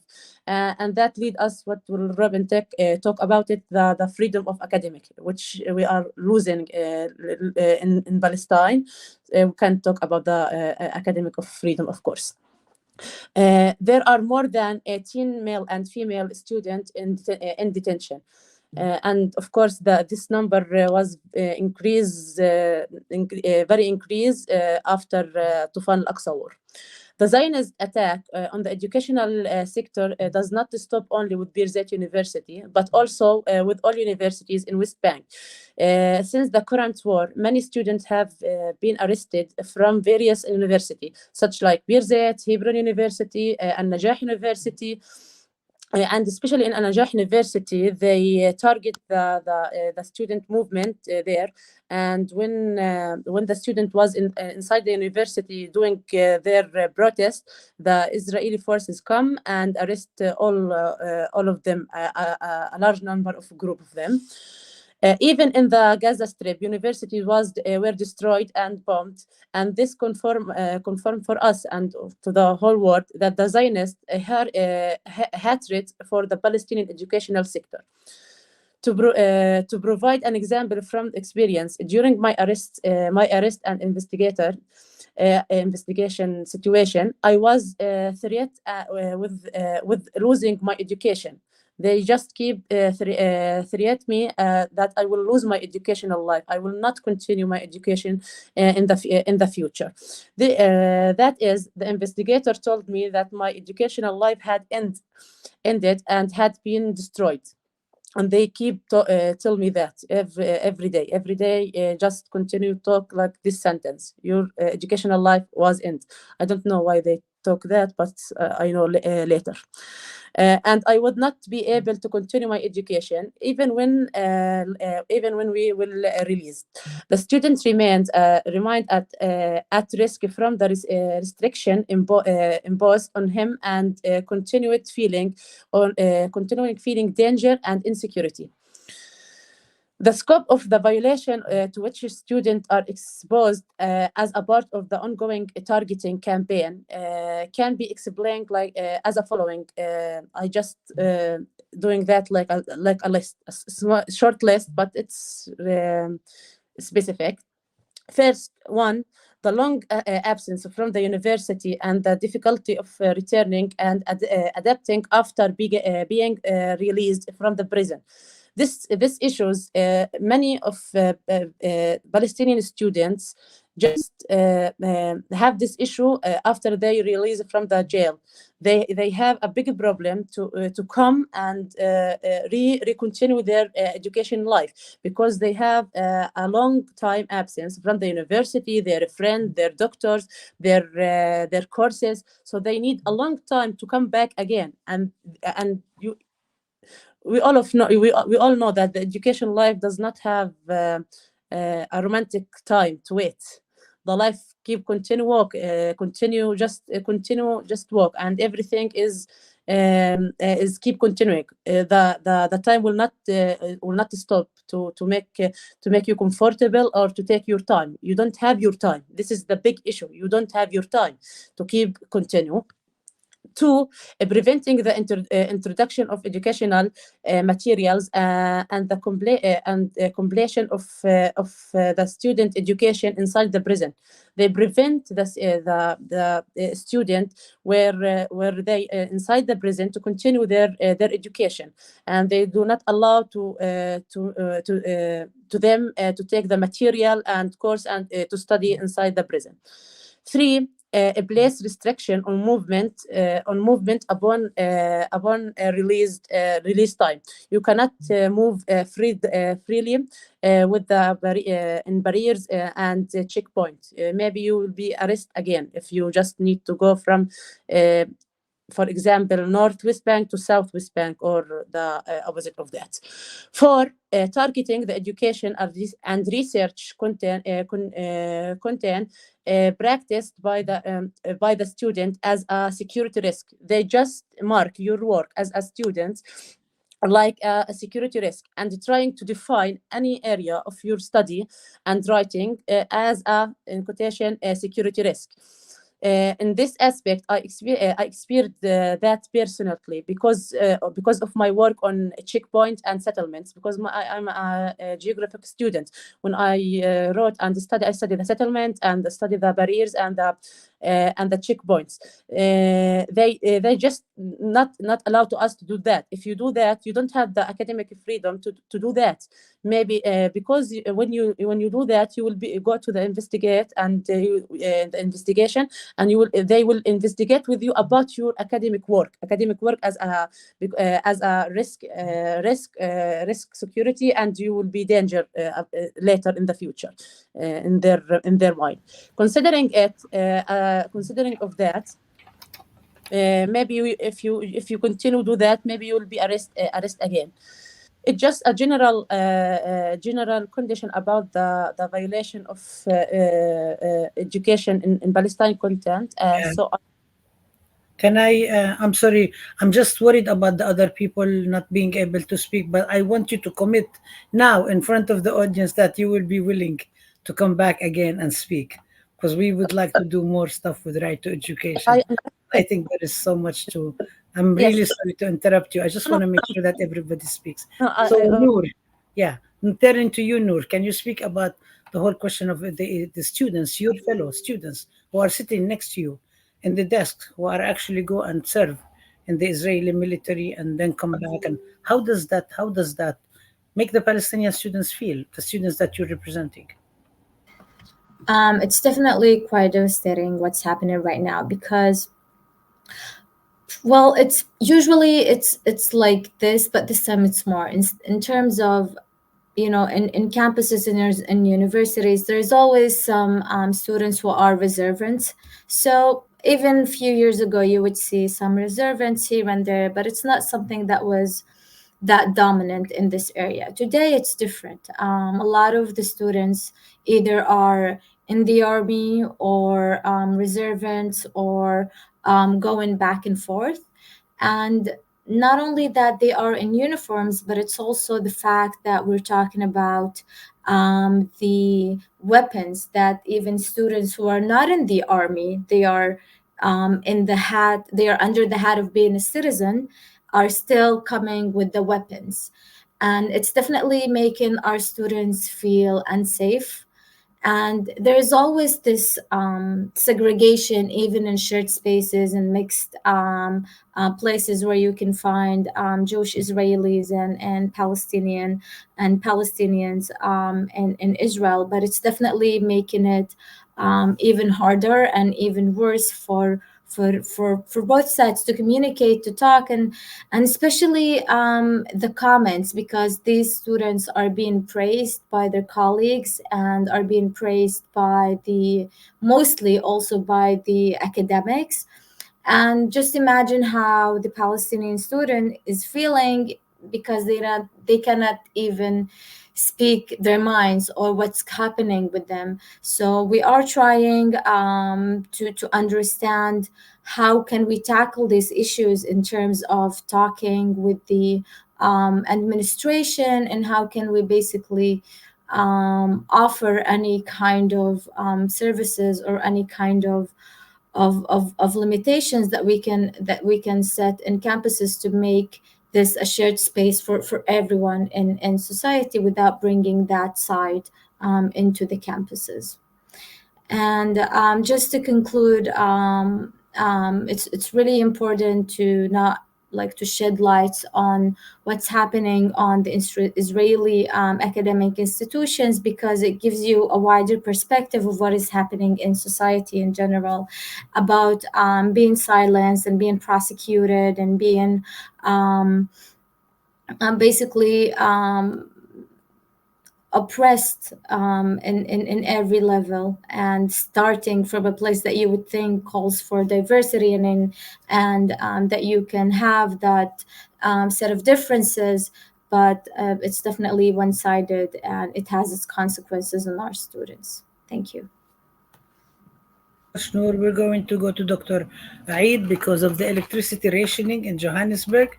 We might lose you, and then we will go to Dr. Kelly, and then to Dr. Lorber. And I'm not sure if Ahmed, you want to say something to conclude. So let's see how we do. Go ahead, Tyler. Okay, thank you. Thank you, Rabab. I'll be very, very brief, actually. I think, it's very important for people to understand that apartheid Israel is deliberately eliminating, academics, top academics, scientists, and doctors in Gaza.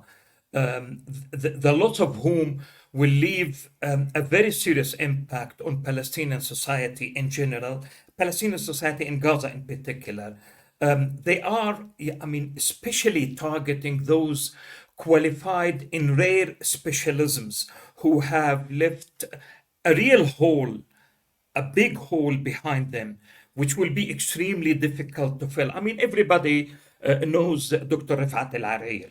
I mean, he was my friend, and I think Ahmed knows him also personally. I mean, he has really left a huge hole in our life. I myself have lost, in my own department, I'm not talking about my university, my own department, I have lost two of my colleagues and tens of my students. 50 Gazan leading professional figures in literary and scientific circles were killed and targeted deliberately in Israel's airstrikes I think it was between October the 7th and January the 7th. I mean, within 3 months. This is why you yourself, Rabab, used to call me almost every single day, send me message, send me WhatsApp, just asking whether I'm still alive or not. And I think, by assassinating the most highly qualified academics, as well as destroying educational institutions like my own university, Al Aqsa. We have two campuses, one in Khan Yunis and one in Gaza. Both have been attacked by the Israeli occupation forces. And of course, the Islamic University completely destroyed, Al Azhar University, Al Quds Open University. And I think by doing that, Israel seeks to cripple scientific and educational system in Gaza. It's a combination of, yes, genocide, but also sociocide and idiocide at the same time. And then where will we find Gaza again? I can't imagine myself going back to Gaza without going directly to my own university. But this is a reality that we have to deal with now. Thank you. That's all I have to say. Thank you so much, Haider. I was just saying we will do something with Israel Apartheid Week. We're planning also more sessions, and it's also like what they did in the 1987 Intifada.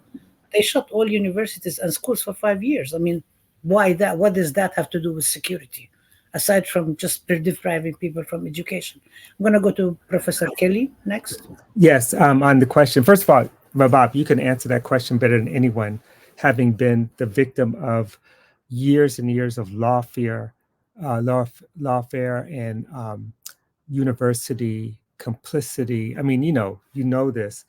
And I guess just in 60 seconds, I would just make 3 points. One, this kind of attacks on student activists, on faculty, on staff is not new, but it has escalated to a point where I've never seen it like this.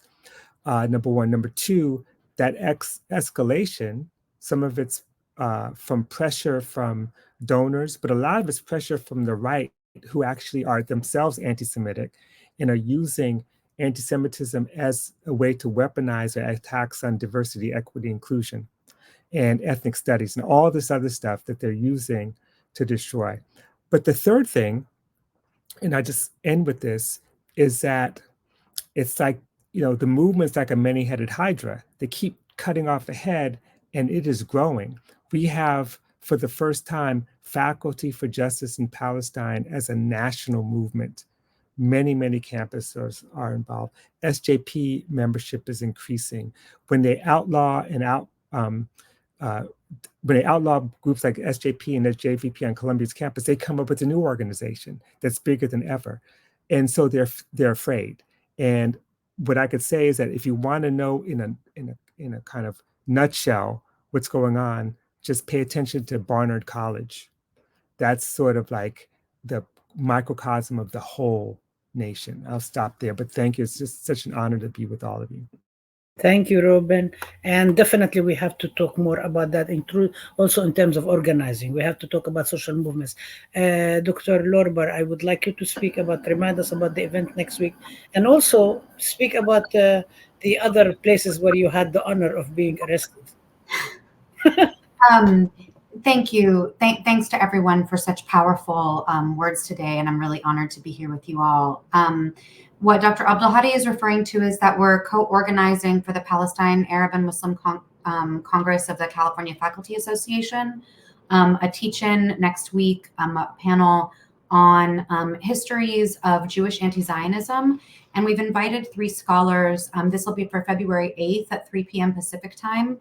We've invited 3 scholars. So Dr. Barry Trachtenberg has been mentioned here already. He's a scholar of the Nazi Holocaust, and he's going to be talking about the relationship between the Zionist movement and the Nazi Holocaust, and actually questioning, I think, some of the misperceptions around the way that the sort of dominance or hegemony of Zionism was produced in Jewish communities, which actually didn't come precisely out of the experience of the Nazi Holocaust. And Benjamin Balthasar is also going to be joining us, and he has written a great recent article and is continuing to work on a book about histories of the Jewish left in the United States, and the way that especially communist and socialist formations, which was actually dominant among Jewish people in the early part of the 20th century, were normatively anti-Zionist, but also anti-racist, and objected, and were really part of a global sort of sense of anti-racism that objected to Zionism as a form of imperialism, and that wasn't destroyed via the Nazi Holocaust either, but rather was more related to the USSR and their eventual support for the partition in 1948, so significantly after the Nazi Holocaust. So really kind of retracing that history. We're also inviting Molly Crabapple, an incredible artist who's currently working on a book about the Jewish Labor Bund, an anti-Zionist, socialist, and communist formation from the early 20th century. So I'm really excited that we're getting that together. And I guess what I want to say, you know, and Dr. Abdulhadi and I are going to be working together to continue to foreground critical Jewish anti-Zionist perspectives in this time when we feel like it's playing an important role, precisely to work against the sort of what's been talked about here already, the very punishing accusation of anti-Semitism, which is just a mechanism to dismantle the Palestine solidarity movement. So we're really trying to play a strategic role and question the way that punishment and that norm is operating, right? To not allow for the various kinds of expressions of anti-Zionism that are emerging right now, and Palestine solidarity, certainly not only among Jewish people, but Jewish people playing a role in questioning those claims, actually those false claims about anti-Semitism. So that's one thing that we're working on. And I guess what I'll say in response to your question about organizing is that, you know, Jewish anti-Zionists have been organizing for a very long time. And so it actually is no surprise that immediately after October 7th, our organized communities understood at least some of the potential of the genocidal state of Israel. And we immediately came out once we recognized that this was indeed a genocidal assault.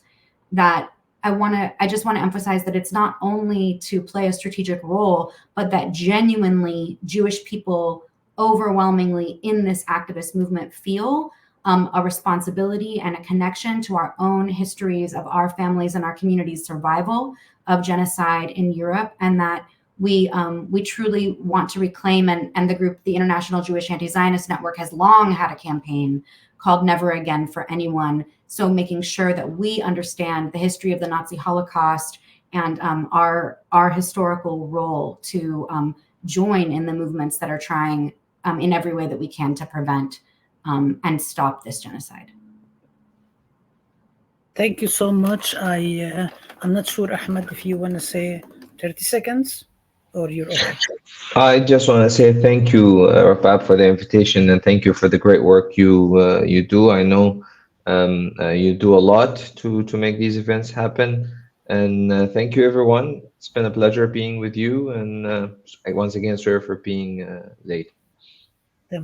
Thank you all. Concluding to just emphasize that we've had Palestinians from Gaza, from the West Bank, and from the 48 areas. And this is, we always aspire to make sure to realize the slogan that we say in Arabic, وحدة الشعب, وحدة الأرض, وحدة القضية, the unity of the people, of the land, of the cause. So it's really important to always be able to understand that, because sometimes people forget one thing or the other. We're very lucky and we are very fortunate to have such incredible siblings, comrades in the struggle, because you're not like allies. I don't really even believe in this ally business, such as Robin, such as Richard, and such as Brooke, and many others who actually make all of this stuff happen, who are organizing, as Robin has said. And we'll continue educating, we'll continue protesting, we'll continue challenging, we'll continue to demanding until the United States stops its complete participation and complicity in the blood that's being spilled in Gaza, end the genocide, and enable the Palestinian people to realize their right to self-determination, to return, to live in justice and peace as everyone else. With that, I thank you all, and we'll see you in the next panel.